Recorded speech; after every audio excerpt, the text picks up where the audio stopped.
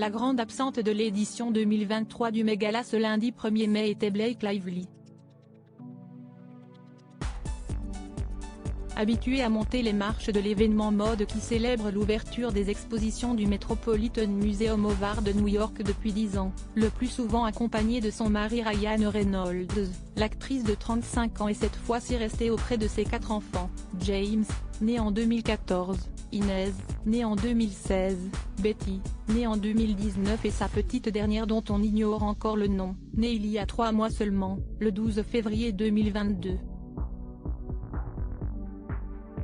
Au moment de l'arrivée des stars sur les marches du musée, Blake Lively a posté un cliché d'elle en story sur Instagram, dévoilant un instant de sa vie de maman.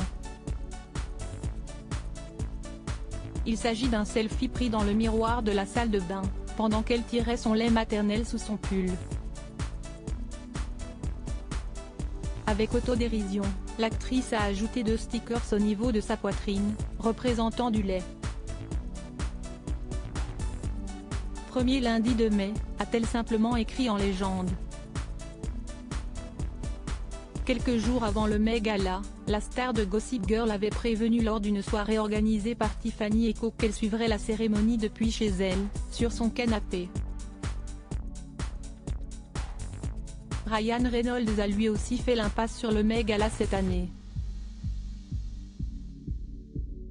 L'interprète de Deadpool a en effet indiqué à confrères d'Access Hollywood en amont de l'événement qu'il serait au Royaume-Uni le 1er mai.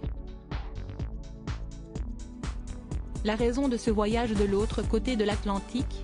Une visite au Wrexham Association Football Club, qu'il a racheté avec l'acteur et réalisateur Rob McElhenney en octobre dernier. Cette opération a fait l'objet d'une série documentaire diffusée sur Disney+, intitulée Welcome to Wrexham.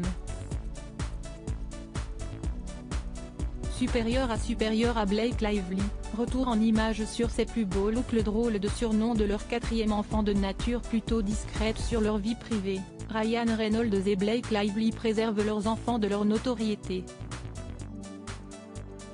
Selon ce qu'a rapporté le Mirror, l'acteur de 46 ans a pourtant fait une rare exception le 4 mars dernier, dévoilant sur la scène de l'O2 Arena de Londres le surnom qu'il donne à leur petite dernière. En fait, nous avons appelé notre fille Cocaine Bear.